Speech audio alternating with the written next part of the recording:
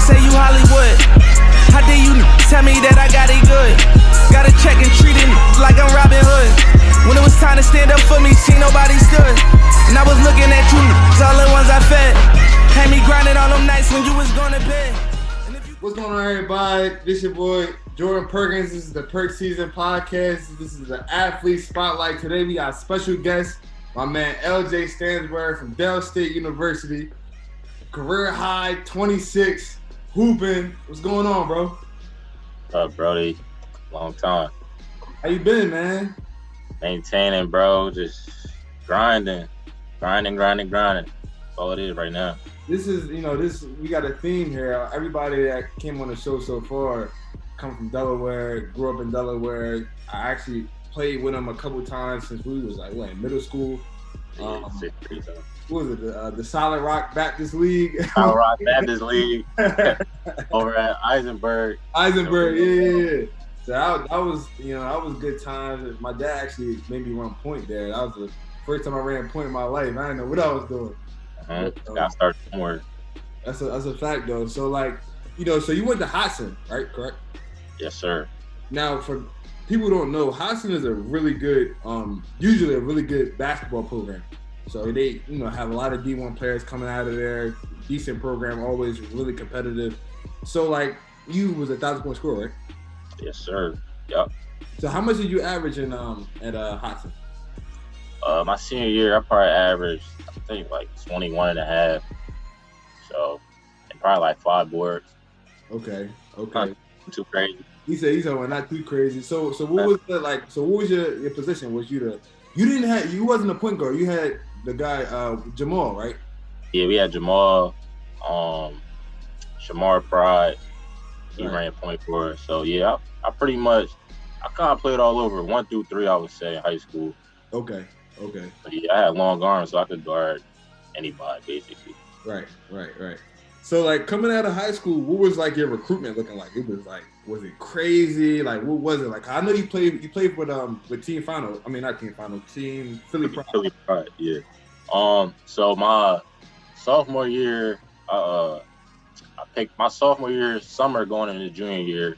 I picked up St. Peter's, and that was my first offer ever. Yeah.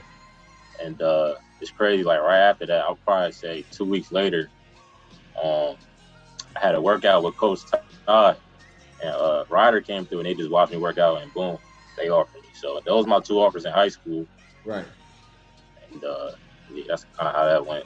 And how did you feel when you got that first offer? When you got the first offer, how did you feel? It was just hearing them say we're going to offer you. It was dang, finally. Right. Yeah, it felt good just knowing all my hard work just finally paid off. And I was only probably, I think, 15, 16 at the time. So I was just excited. I was getting more schools. Right. That's all I was worried about. This is the first one. I'm I'm about to get 10 more. Exactly. So when you didn't go to college initially, and you went to JUCO, how was that initial feeling? How was it just going to JUCO and finding that JUCO school the right fit? So originally, I didn't even know what JUCO was. It got late my senior year because I was just waiting on that big school to give me a call. So that didn't come. So I was just left with going JUCO or prep. And I knew Nick Richards, and he went to Hodson. He was a 1,000-point scorer too. And he went to Kirkwood, the JUCO I went to, and that's how that happened. Okay. And yeah, and I was at JUCO, and it was a grind for sure. So what was it? You talking about how it was a grind? I got a lot of boys in basketball who always talk about JUCO and how it was out the mud and things like that. Give me some stories on just how JUCO was. Just paint a picture real quick. So it's I'm trying to give you a good example. So it's basically Delaware, but it's we in the middle of nowhere for nowhere. So only thing you got to do is play basketball and go to school. Right. We just working out all day, but I give you a quick say practice. We playing 5-on-5. For every turnover we make, mind you, we got 3 teams coming on. We playing 5-on-5. So for every turnover for all those teams, that's a 17. So this first week, yeah, for one turnover. So this is the first week. I'm thinking he not gonna really make us run all these 17. Right. We end up with like 20 turnovers, and we ran 2017s, and like 2017. 2017s, and that's when I knew. Yeah, that's when I knew. My fault. Can you break down like what a 17 is for the viewers watching? So basically, you got to get to the sideline 17 times. Each sideline 17. Well, a total of 17 times, and I think the time was a minute 05, minute 10 or minute 05. I can't remember, but I know the time was. I know the time. It's so close. We got guards jumping over the lines, falling out, jumping over, like, so that you could just see, like, like, that's what's going on. Bro, that's wild, man. That's so wild. So I went up there weighing 215, and probably October I was down to 195. Jeez, it's 10 pounds before the season even started. Before it even started, yeah. So what do you think the biggest thing that you took away from like just like being in JUCO? I would say just discipline. Discipline and just discipline. And it just showed me like that's what it really comes down to in the championship team. Right. Like if we run in a sprint, you making sure everybody touching that line and we run it again. Right. Like we running these hills, everybody gonna get the time. If one person don't, we running the whole thing again. So just so like just little stuff like that, bro, it stick with you. Like no matter what you do.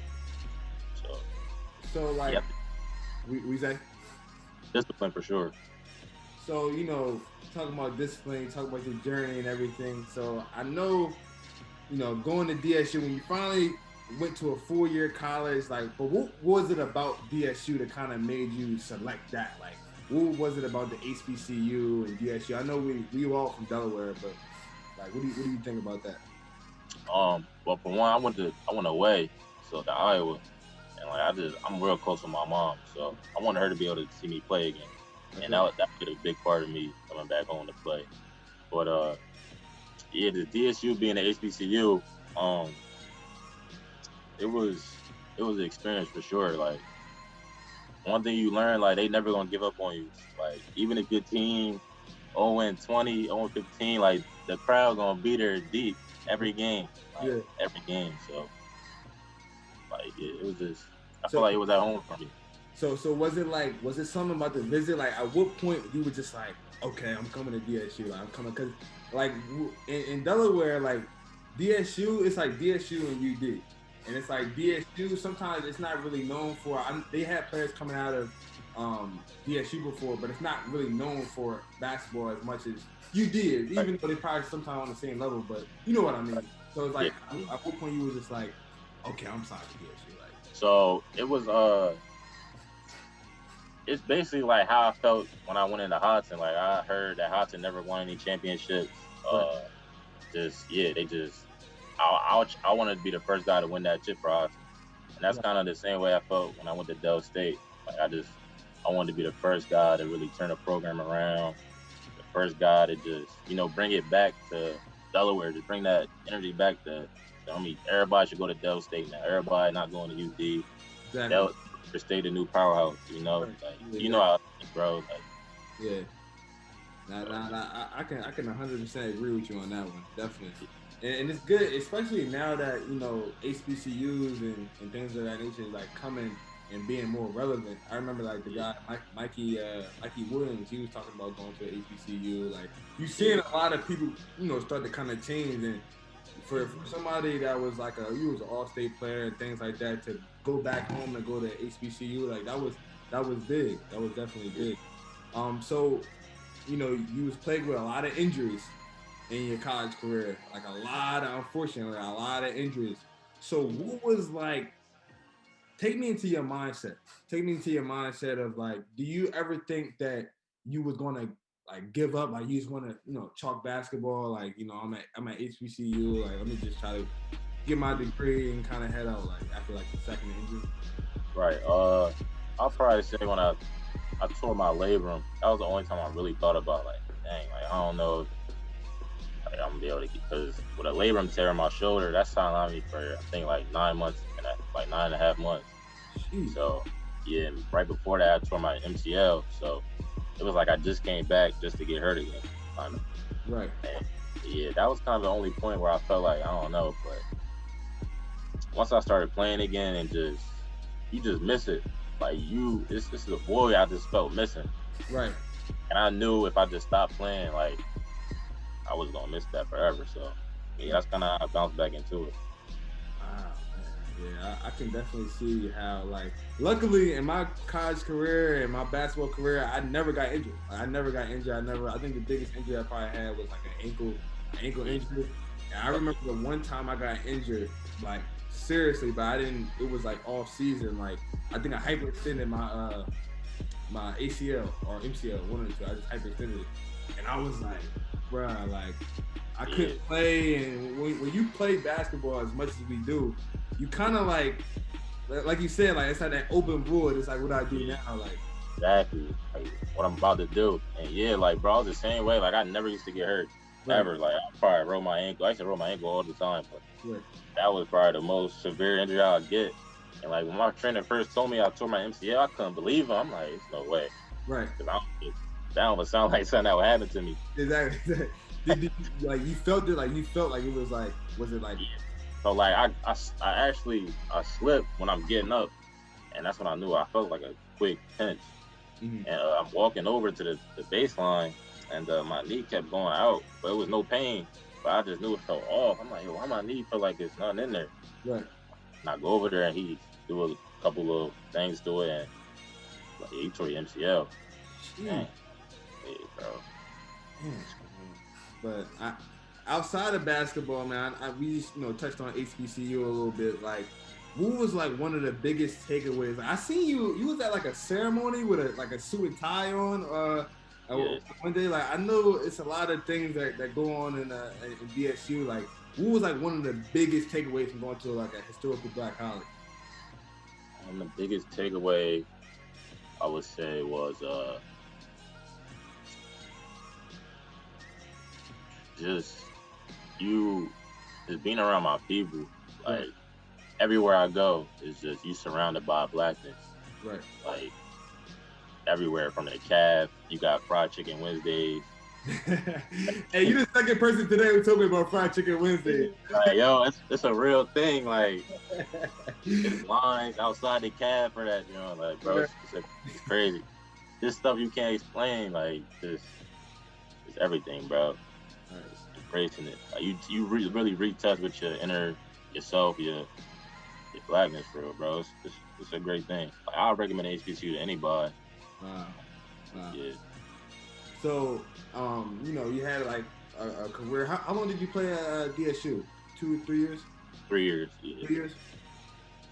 Good career. Like I said before, his career high was 26 points. So, what was the biggest moment though? What was the biggest moment of like your career at DSU? Biggest moment. That's a tough one. Right. I would say playing against Morgan State my junior year, when I came back from my torn labrum. That was my first like big game. I think that was my first game. Yeah, my first big game back. I had about, I think 21, and I had 4 threes that game, and that was just like a game where it's like, all right. Your man's Kyson played for Morgan State, right? Yep. Did he play against you that game?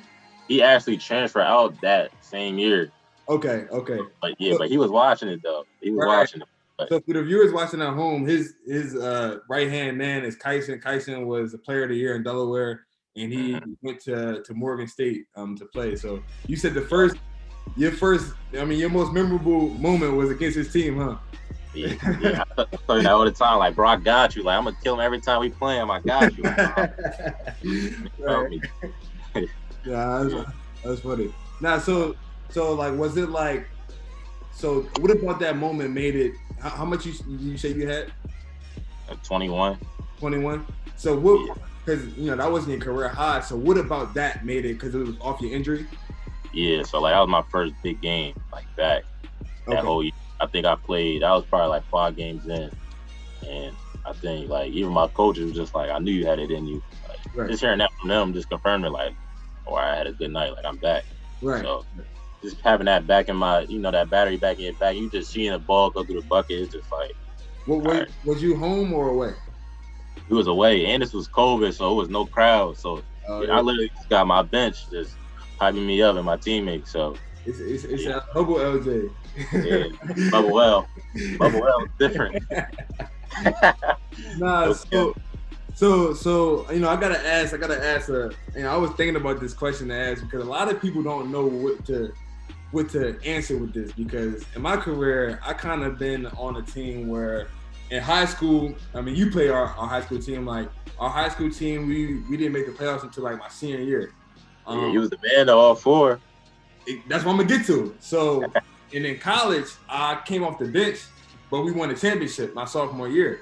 So, realistically, in your next basketball opportunity, what would you rather be on a like as far as on a team? Would you rather be a player on a championship team, like coming off the bench, or would you rather be the man on a developing team in your next basketball venture? Well, based on where I'm at in like my career, I kind of already took that I'm the man, try to build my team up. But so yeah, like I'm ready to just take that role right now. And like it's really hard to say that too. Like it's been really a tough pill to swallow. Exactly. A lot of the schools that call me, that's one of their first questions. Like I see you played a lot of minutes this past year. Like some of them saying, would you be okay with taking in like a smaller role, 20 to 21 minutes? And I'm like, shoot, like if we win, yeah, like that's where I'm at right now. Exactly. Yeah, bro, for sure. Man, I used to always think about that, man, like just with the basketball career and stuff like that, because like being the man on a team that's developing is like, man, like you get the individual accolades, but when you got to come home and when you got to watch all the playoff games and stuff like that, like I had a ticket to the Bob almost every year, and I'm like, as a fan though, huh? For real, I was the same way. Yeah, so it's like, man, like you kind of want to be on those teams, but then you got to know, like basketball, just like anything, is like sacrifice. Like you got to sacrifice. People say your team, being on a team is like it's not conditional. Like it's not just like, okay, I'm only on the team, or we only on the team if I'm scoring 50 points a game or I'm scoring 30 points a game. Like a team is like whatever it's supposed to do. So yeah, I think that's definitely a mature answer to say, man. And it comes with maturity. Like, if you ask me that, bro, you know me. You probably ask me that. I just listen to a whole different answer, probably. Like, nah. So what was it like? Like, what's next for you in basketball? Like, what is next? Since we're talking about our next thing, like, what's going on next? Like, what do you have planned? So I have one more year left in college, but I'm gonna forgo that honestly, and I'm signing with an agent actually today, Tuesday, June. I don't know what day the day is, but yeah, today I'm signing with my agent, and yeah, I'm starting my pro career. Wow, we got our first official signing announcement, professional basketball player, man. Congrats, bro. Congrats, man. I mean, you definitely been hooping all your life. You actually started before me, to be honest with you. I think, what was your first team? Team Nelson? Yeah, I actually played with Coach Kev first. Like, okay. I feel like, Coach Kev early on. I was probably like 11. Yeah, like 10 or 11. So how does it feel, man? Like in a couple of hours, like you about to like sign away. I'm not sure like when it becomes official, but in a couple of hours you about to, take that first step into becoming a professional, man. This is what you always dreamed about. Yeah, bro, it feels great. Like just from the Sal days, like Solid Rock League. Right. Just finally just all these years I've been working. Exactly. And just I'm excited to get it finally started, like my pro career. For sure, man. Man. Yeah, we're definitely happy for you. My family's happy for you. For the viewers who don't know, me and LJ go way back. We was at the same church. Yeah. Hall, shout out Rev Hall, man, for linking us. Right. Yeah, shout out Rev Hall, man. It used to be two 6'3", 6'4" dudes in the pews, listening to a sermon and things like that. So it used to always be funny and fun to link up and everything. So talk about basketball. We still on the subject of basketball, obviously. What do you think about the state of basketball, like where we in right now? I'm not even just talking about middle school, high school. I'm talking about college. I'm talking about got guys in the NBA now. Like, what do you think about just overall just basketball in Delaware in general right now? Right. I think it's great right now, especially with Bones. I think what's so special about Bones is that he's showing all the high school or the younger kids, like, yo, you don't got to leave and go to Philly, Jersey, wherever to excel. Exactly. Go, like, if you could play, they're going to find you.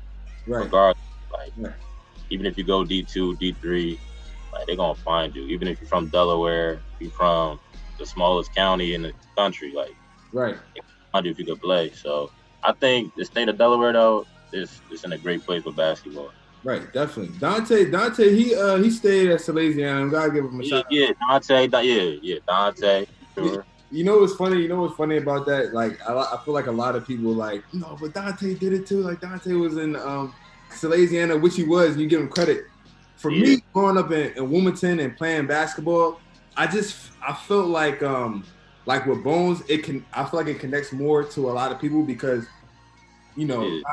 Dante, he's from like Wilmington and things like that. But I feel like I personally actually seen Bones just around more. You know what I'm saying? Like just in leagues. I felt like him and Merity, like growing up, I feel like they was in every league. Like it was Duffy Hope, Browns. I remember I was in Prestige. We played Eastside Charters. The skinny kid just kept shooting threes. Like it was more. I would say organic, but as far as Delaware as a whole. It's very good to see two active basketball players that's in the league. I think it's motivational. As far as in the city, Bones, as far as in the city, like it's motivational for the kids, the west side, north side, everybody. Like you can't hate on it. You can't hate at all. You can't, bro. You can't. It's special. Yeah. But we didn't feel like we got some of the best guards though. Like in the country. I always say that. I even say even in our class, like who we have in our class in 2017? We had Miles. Miles is going to CN. He's at CN Hall. I think he's trying to get to the NBA now. This is all our class. We had if you want to count, we can count Trayvon. You can count Trey. Trey's from Delaware. Trayvon Malik Curry from he went to West Virginia, but he started at Old Dominion. Went to West Virginia. Eric from Maryland. Yeah, Eric. Yeah, fat. We had a little class. Shoot, Zach. Hey, Zach, your teammate. He started. He went to Tennessee. Yeah, I forgot all about Zach. Zach was like I always started coming out of high school almost. Exactly. Yeah, bro. I remember playing where we were on with that guy, man. Zach Kent. He's like 6'10". That's one of my favorite teammates we ever had, man. It's hilarious. Me too, bro. He crazy, man. But so talk about like just being from Delaware. We talked about Delaware. This is the last question. We're gonna wrap it up. But so for being from Delaware, like, what is something that you want to tell a young player in high school, like coming up? Like, what's some advice you would give them? Like, some kid who see that you're about to be a professional basketball player, played college, did everything. Like, what's something that you would tell them? To just be yourself and just know where you want to go with everything. Like, if you know you want to do something, like, don't let nobody make you feel like you're corny for one to pursue whatever you want to pursue. Like, just know what you want, know yourself, and just stay down and stick with it. Like, just stick with whatever you want to do. And I promise, like, you're going to enjoy the fruits of your labor. Just stay down. That's all I can say. Just stay down, stick with it. It's going to work out. Whatever you want to do. Like, you don't got to be basketball, like, whatever. That's exactly right, man. That's exactly right. You see people pick up a ball, and then when they don't have 30, they just throw it away. Or You know, social media, man. I got a theory that social media is, man, starting to kind of kill basketball sometimes, man. It is, bro. Like it is. Like a lot of kids, they just posting. Not even kids. Like I see people my age, like they might post just to show they in the gym and probably walk out as soon as they post that picture. Bro, I seen a highlight with no game buckets at all. Dude, bro, like I'm like, yo, what is going on? Like, if it's for the girl, like, I don't know, bro. But you saying to kind of stick with it, like stick and just put your head down and keep working, right? And grind, yeah, because trust me, like, I took a whole year off from basketball. Like, I didn't even think I was going. Like, I knew I was going to go D1. I didn't know how it was going to happen, but I just worked out that whole year. Like, I'm calling coaches, they declining my calls. Like, Jeez. Yeah, bro. I didn't get a call till that summer. Like, that whole year I took off. So, yeah, you just got to. And I made sure I stayed in shape because you never know when that time comes. Exactly. You get called in for a workout or something like that. Yeah, anything. So, I just made sure I was ready. But, yeah, bro, you just got to stay down, stick with it. And that's just going to work. And it worked for me. And I've seen it work for plenty of others. Right. Definitely, man. Well, I just want to say thank you. Thank you for coming out, man. Thank you for, sitting down with me, talking basketball, talking your come up, man. I think, this is a motivational for a lot of kids, coming up, a lot of basketball players that's looking at this, even people in college who trying to, play overseas and things like that, man. Like, bro, like just because it's not the NBA yet, and I say yet, and I'm being like truthful with you, like just because it's not the NBA yet, bro, you're a pro player, bro. Like be proud of that accomplishment, bro. Like we respect you, bro. It's Delaware, we're a small state, man. So I want to say again, congrats, man. I appreciate you being on the show. I appreciate the invite, bro. Anytime, bro. We long overdue, man. That's a fact. So, guys, I'm gonna let you guys go, but tune in next time. We're gonna have a different guest on here, LJ Stansbury. Thank you for coming from DSU, and pro player now. You gotta address him as such. What Deion Witter say? He says Champ Cheese. Tell me Champ Cheese. you gotta address him as a pro now, man. Go get and get that pro basketball, that little basketball that everybody get when they turn pro. But appreciate you coming, and I'm signing off. All right, buddy. Appreciate it, bro.